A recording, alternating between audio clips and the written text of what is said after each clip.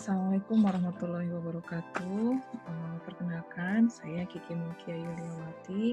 Saya adalah salah satu staf pengajar di Prodi Farmasi Unisba Bandung. Dalam kesempatan ini saya akan berbagi sedikit informasi mengenai pemanfaatan herbal untuk meningkatkan daya tahan tubuh pada lansia atau kalangan lanjut usia.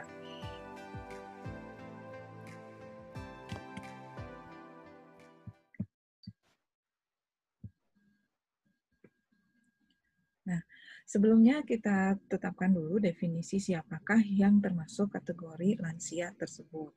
Menurut Undang-Undang Kesehatan Republik Indonesia dan juga Badan Kesehatan Dunia, yang dimaksud dengan kalangan lanjut usia atau lansia adalah seseorang yang sudah berusia lebih dari 60 tahun. Meskipun ada juga pengelompokan lain yang menyebutkan bahwa mulai umur 45 tahun itu sudah mulai masuk ke kategori usia pertengahan. Nah, seiring dengan berjalannya usia ini, maka terjadi perubahan-perubahan di mana akan memerlukan adaptasi. Mengapa diperlukan adaptasi? Karena di situ akan terjadi beberapa perubahan dalam kehidupan yang bersangkutan, yaitu diantaranya adalah perubahan pada fisik antara lain rambut memutih, kemudian menipis, juga rontok, kemudian terjadi kerutan di wajah, ketajaman penglihatan mulai berkurang, daya ingat mulai menurun, kondisi fisik juga melemah. Kemudian selain itu juga terjadi perubahan dalam kehidupan sosial. Contohnya, mulai terjadi keterasingan di masyarakat karena kemampuan fisik yang menurun. Misalnya, pendengaran mulai berkurang sehingga berkomunikasi juga kurang lancar. Kemudian juga cara bicara juga seringkali kurang dimengerti oleh kelompok usia lain. Kemudian perubahan yang berikutnya adalah terjadi perubahan psikologis, di mana lebih sering merasa cemas menghadapi hari tua. Akan tetapi di satu sisi, di sini kaum lansia juga memiliki kebutuhan terhadap makna kehidupannya. Di antara lain, mereka tetap butuh untuk beraktivitas, tetap butuh untuk melakukan kegiatan-kegiatan produktif. Aktivitas di sini artinya adalah menjalankan rutinitas mereka sehari-hari. Kemudian kalau produktif itu artinya mereka memiliki peran di masyarakat, sehingga mengurangi ketergantungan terhadap kelompok yang lebih muda. Nah, untuk dapat melakukan aktivitas dan menghasilkan produktivitas, ini diperlukan kondisi sehat, termasuk sehat lahir dan batin.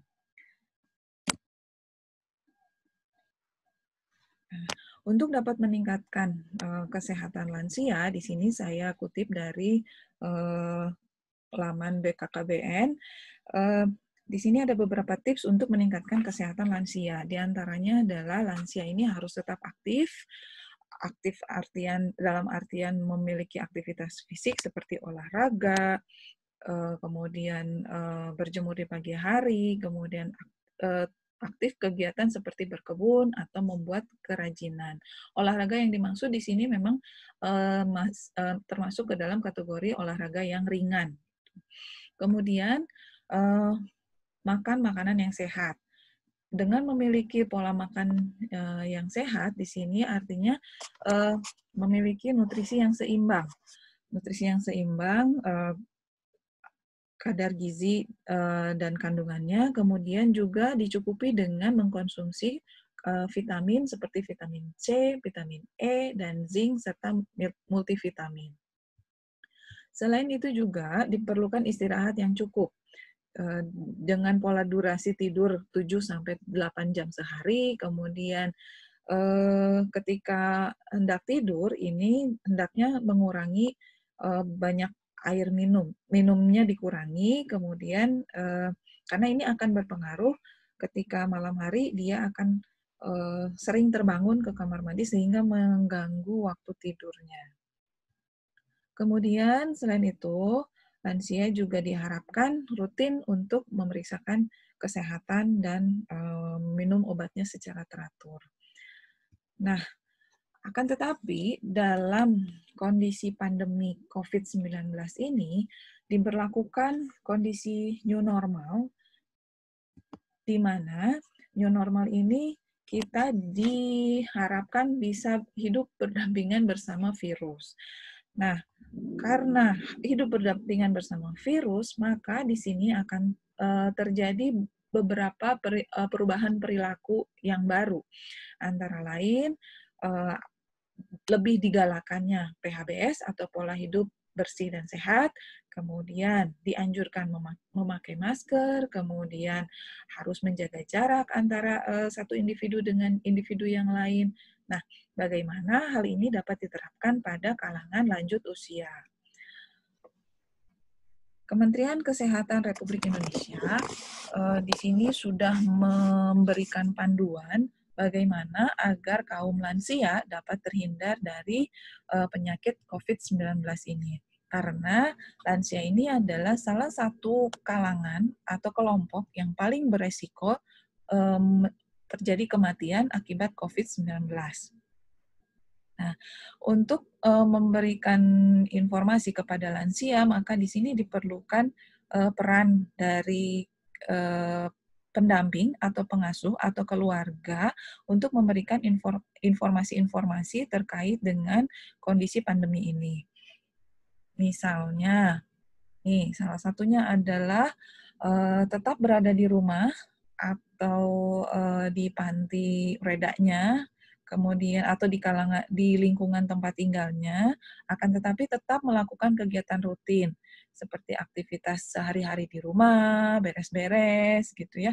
Kemudian bisa berjemur di bawah sinar matahari secukupnya, kemudian makan makanan bergizi, cukup minum sayur dan buah-buahan bila diperlukan minum multivitamin. Kemudian juga cukup istirahat dan tidur, kemudian sering mencuci tangan menggunakan air mengalir dan sabun, kemudian selalu memakai masker, kemudian menjaga kondisi lingkungan yang bersih, aman, dan nyaman, serta memiliki ventilasi dan cahaya matahari yang cukup. Nah, kemudian yang paling penting adalah seringkali lansia ini kan rutin memeriksakan kesehatannya ke fasilitas kesehatan. Sebisa mungkin untuk dapat menunda pemeriksaan kesehatan rutin. Akan tetapi, pastikan obat-obat yang harus diminum setiap hari ini tetap cukup persediaannya. Nah, tadi sudah dikatakan bahwa untuk dapat menjaga daya tahan tubuh ini antara lain dengan asupan makanan yang bergizi, kemudian tetap beraktivitas sesuai porsi pada lansia, kemudian dapat mengelola stres dengan baik, kemudian yang terakhir adalah jika diperlukan dapat mengkonsumsi suplemen.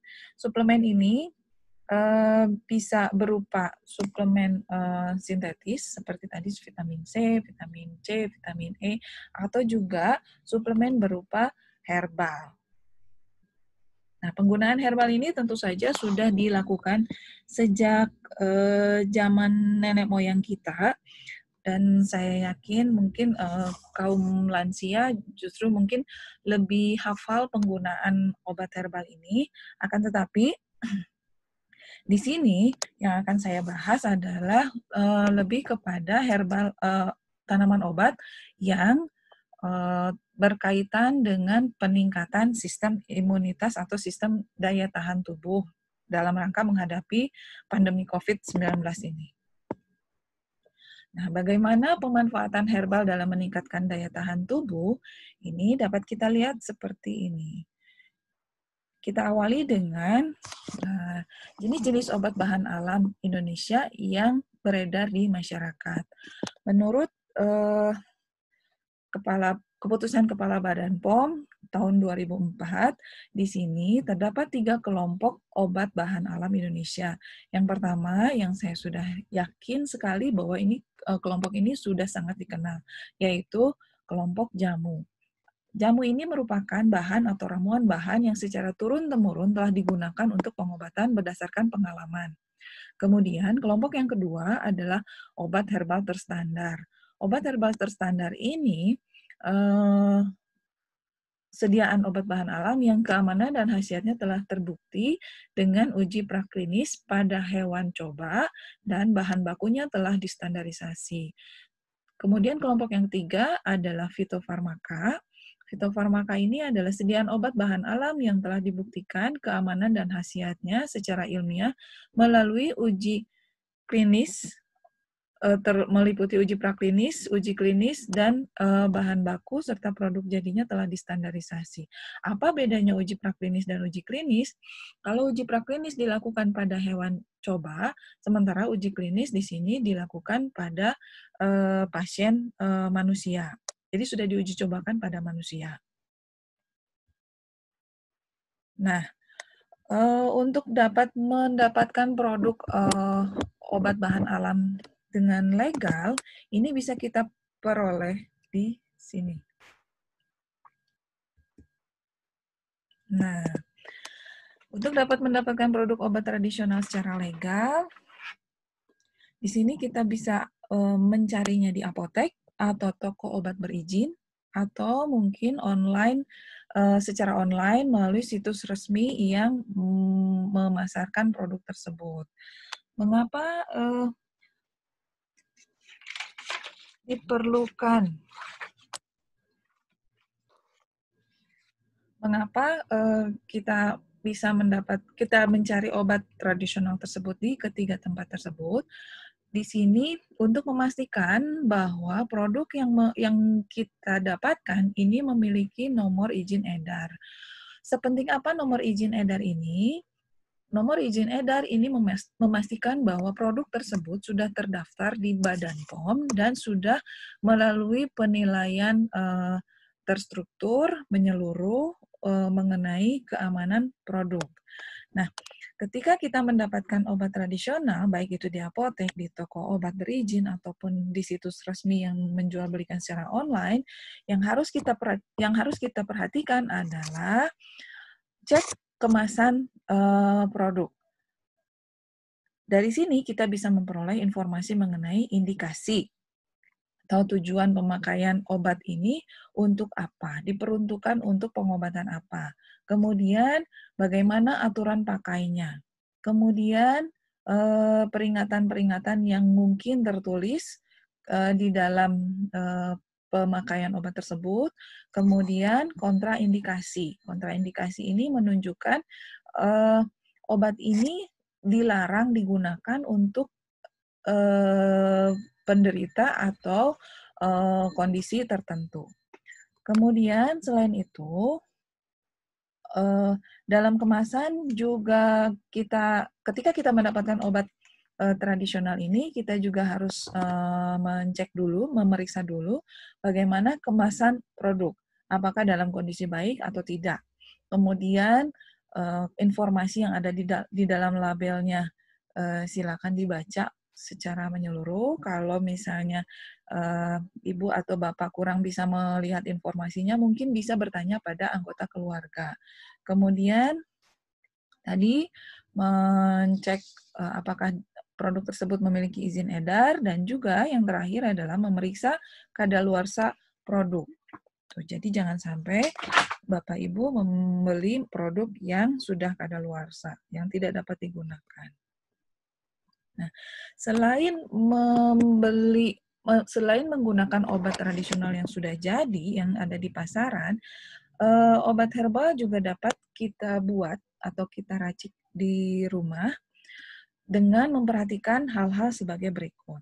Yang pertama adalah terkait dengan bahan yang digunakan. Secara ilmiah, bahan-bahan yang digunakan dalam ramuan herbal ini kita sebut dengan Simplicia. Nah, Simplicia ini ada 3 macam jenisnya, ada Simplicia hewani, nabati, dan Simplicia mineral. Tapi karena umumnya yang diracik di rumah-rumah itu adalah berasal dari tanaman obat, maka di sini khususnya bahan yang digunakan adalah berupa Simplicia nabati. Yang harus diperhatikan dari Simplicia nabati yang akan digunakan adalah, pertama, pastikan kebenaran identitas Simplicia yang akan digunakan. Mungkin Bapak Ibu sudah pernah tahu bahwa terkadang tanaman obat itu memiliki penampilan yang sama. Penampilan yang sama, padahal seringkali berbeda jenisnya. Kemudian, pastikan bahwa Simplisia nabati yang akan digunakan adalah Simplisia yang bermutu baik, tidak tercampur dengan tanaman lain, kemudian bersih, sudah tidak ada tanah yang menempel, kemudian tidak dalam kondisi busuk, jadi masih dalam kondisi segar, gitu ya. Kemudian tidak juga mengalami kerusakan karena penyakit tanaman atau hama. Kemudian lakukan pengamatan organoleptik. Pengamatan organoleptik itu jadi kita amati penampilan si Simplisia tersebut, kemudian kita periksa apakah terjadi kerusakan atau misalnya baunya sudah berubah atau mungkin juga rasanya juga sudah kurang sreg gitu. Nah, itu sebaiknya untuk produk-produk Simplisia yang seperti itu tidak digunakan. Kemudian harap diperhatikan juga, jangan menggunakan Simplisia nabati yang sudah terkontaminasi. Terkontaminasi itu misalnya sudah ditumbuhi jamur. Nah, kalau sudah ditumbuhi jamur kan akan kelihatannya kelihatan ada lapisan tipis berwarna putih. Nah, sebaiknya bahan yang seperti itu tidak digunakan. Nah, yang kedua terkait dengan pengolahan bahan. Saya yakin kalau pengolahan bahan herbal ini memang sudah biasa dilakukan. Akan tetapi di sini ada beberapa hal yang ingin disampaikan terkait dengan pengolahan bahan tersebut sebagai obat herbal. Yang pertama adalah peralatan dan wadah. Pastikan peralatan dan wadahnya dalam kondisi bersih. Kemudian alat-alat yang digunakan sebaiknya menggunakan bahan-bahan yang terbuat dari stainless steel atau baja tahan karat. Kemudian proses sortasi atau pemilihan Simplisia. Di sini pilihlah Simplisia yang baik dengan kategori yang tadi, tidak tidak terkontaminasi oleh bakteri atau jamur, kemudian tidak tidak terdapat kotoran seperti tanah gitu ya, ataupun jenis Simplisia yang lain. Kemudian, untuk proses pencucian, ini sebaiknya menggunakan air mengalir, bukan air di dalam wadah tertutup. Jadi, gunakan air yang mengalir supaya kotorannya langsung terpisah dari bahan yang akan digunakan. Kemudian, berikutnya kita lakukan tahapan perajangan. Sebelumnya, sebelum perajangan, setelah dicuci tadi, kemudian kita tiriskan dulu. Kita tiriskan dulu supaya airnya berkurang, kemudian baru masuk ke tahap perajangan. Di sini, tahap perajangan ini adalah maksudnya adalah memperkecil ukuran. Nah, memperkecil ukuran supaya nanti dalam tahap proses selanjutnya ini kan lebih mudah. Nah, yang berikutnya ini adalah tahap perebusan. Perebusan ini tujuannya adalah untuk mengambil zat-zat yang ada di dalam obat herbal tersebut.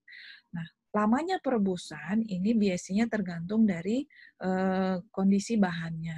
Untuk bahan yang lunak, ini biasanya bisa langsung direbus kurang lebih 30 menit. Untuk bahan-bahan yang keras, misalnya kulit kayu manis, atau misalnya kulit manggis gitu ya.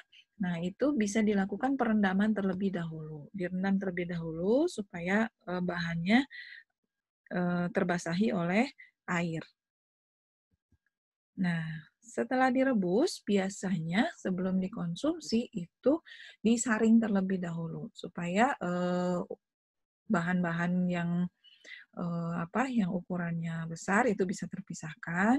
Kemudian biasanya dibiarkan sampai kondisinya hangat gitu, baru kemudian dikonsumsi.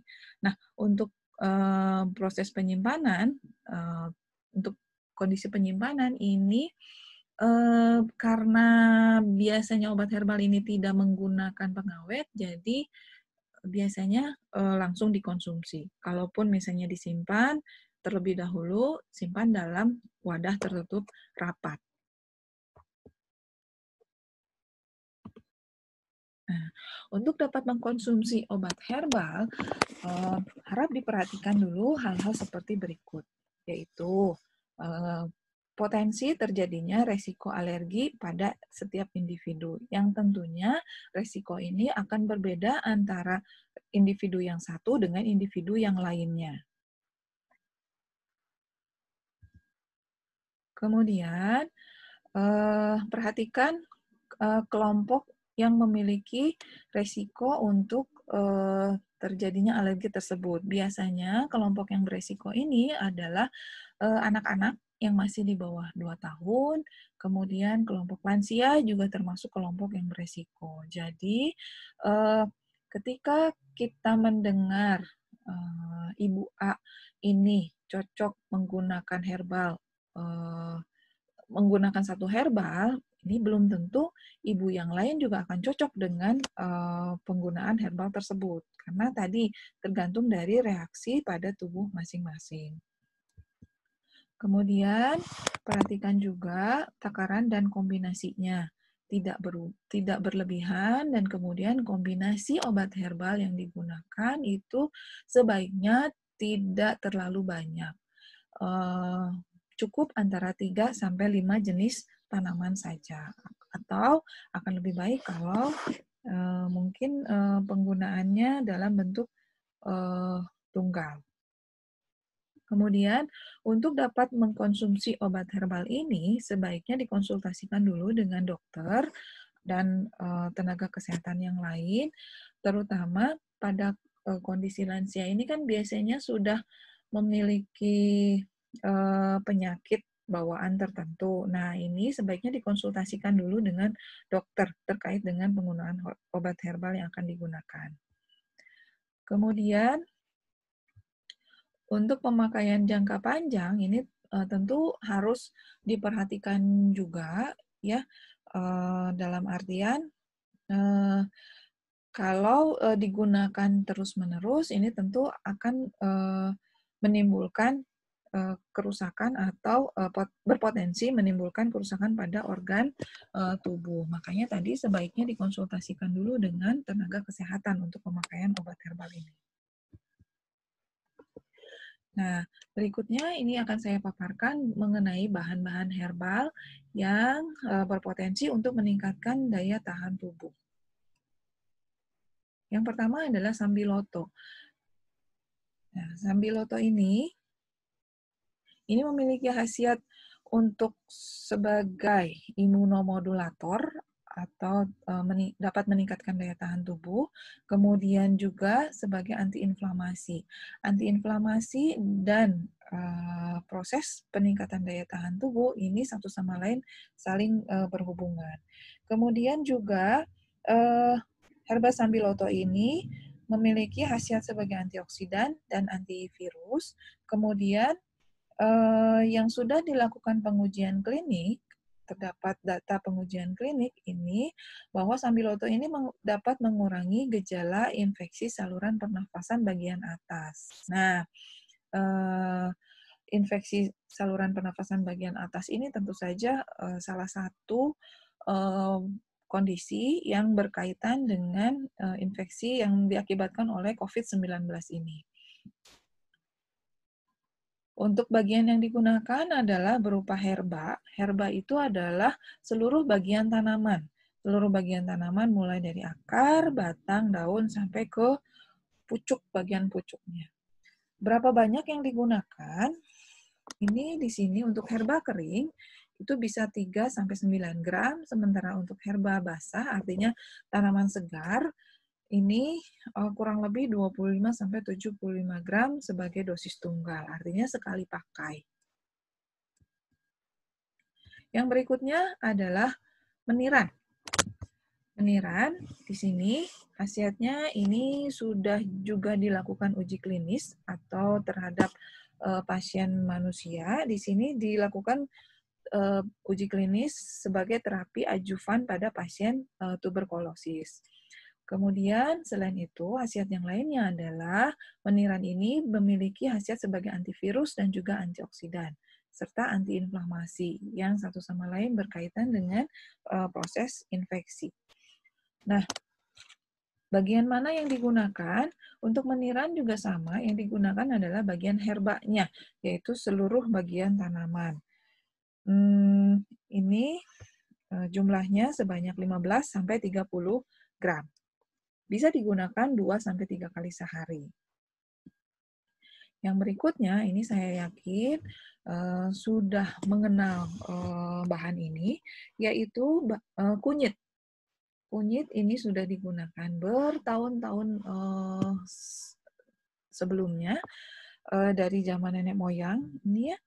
Nah, hanya saja mungkin sebagian awalnya kunyit ini digunakan untuk kegiatan kuliner, ya masak-memasak gitu.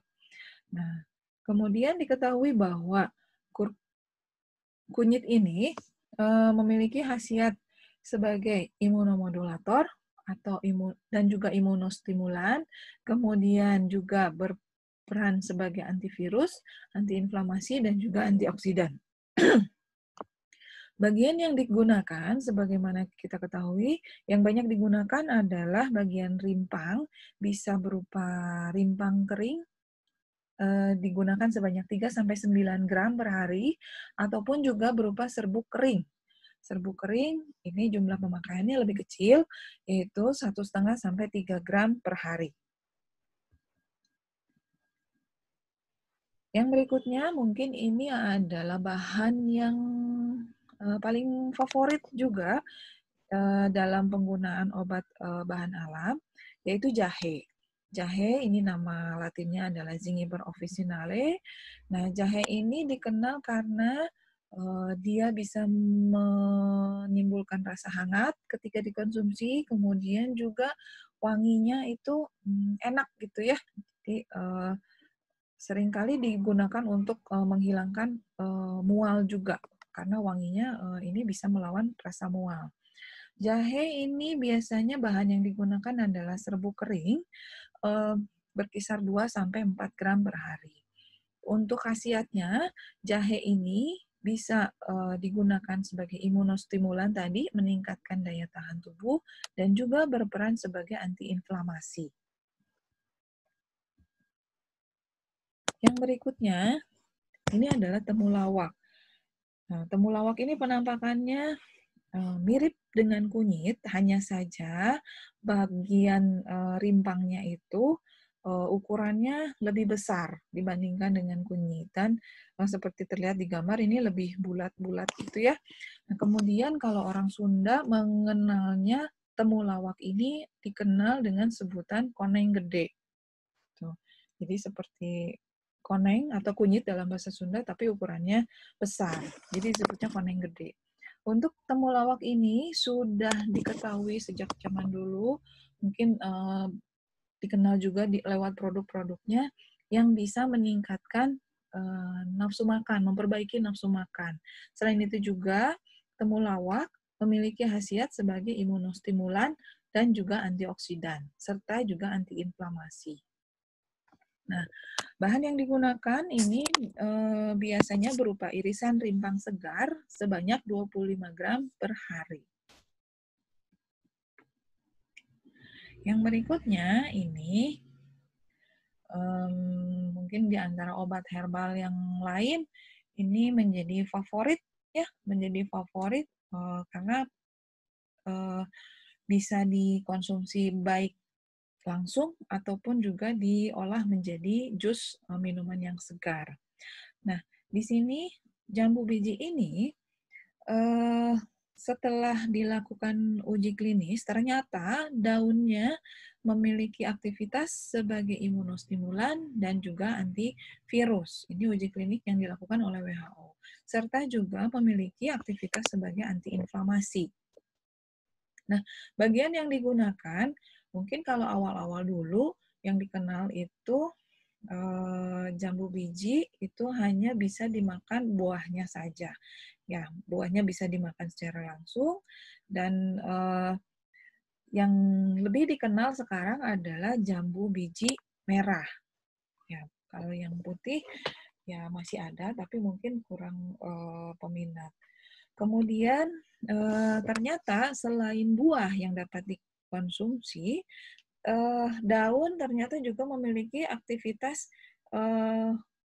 sebagai penambah daya tahan tubuh juga. Di sini pemakaiannya, daun itu bisa berupa daun segar ataupun daun kering sebanyak 15 gram per hari.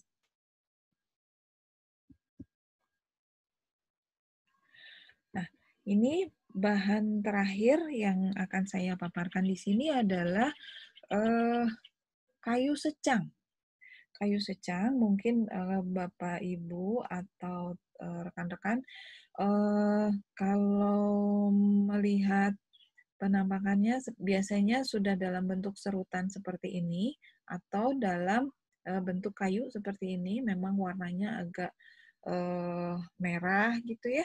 Nah, kemudian ternyata secang ini memiliki aktivitas antioksidan dan juga antiinflamasi.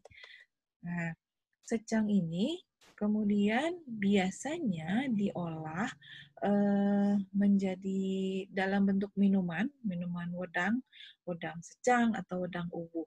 Nah, bagian yang digunakan adalah serutan tipis dari batang kayunya.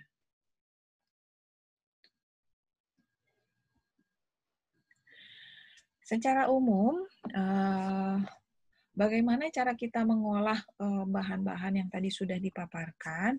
Di sini bisa kita tarik garis besarnya. Secara umum, untuk bahan simplisia kering atau segar, ini bisa direbus dengan 250 ml air atau kurang lebih 1 gelas air selama 15-30 menit. Kemudian, sementara bahan yang berupa serbuk ini bisa langsung diseduh dengan air panas matang sebanyak 150 ml, kemudian dibiarkan sampai kondisi hangat. Kemudian terkait dengan proses perebusan tadi, merebusnya juga tidak menggunakan api yang besar ya, pakai apinya yang sedang saja. Supaya bahan-bahan atau zat-zat yang ada di dalam bahan simplisia tadi tidak rusak sebelum kita gunakan. Nah, untuk penggunaan obat herbal ini tentu saja tergantung dari kondisi individu yang akan mengkonsumsi. Akan tetapi, yang perlu diperhatikan adalah ketepatan atau manfaat obat herbal ini akan diperoleh jika beberapa prosedurnya dilakukan dengan tepat, antara lain pemilihan jenis yang tepat, sehingga ini akan memunculkan manfaat yang tepat. Kemudian, perhatikan juga jadwal pemakaiannya. Apakah obat herbal tersebut sebaiknya diminum sebelum makan atau setelah makan. Kemudian, perhatikan juga jadwal pemakaian apabila dikonsumsi bersamaan dengan obat-obat sintetis yang memang sudah dikonsumsi sebelumnya. Nah, biasanya kalau harus menggunakan secara bersamaan, ini biasanya diberikan jeda waktu sebanyak kurang lebih 2 jam antara pemakaian obat sintetis dengan obat herbalnya. Kemudian, pastikan kita menggunakan jumlah atau takaran yang tepat dan tidak berlebihan. Karena jumlah atau takaran yang tepat ini akan mengoptimalkan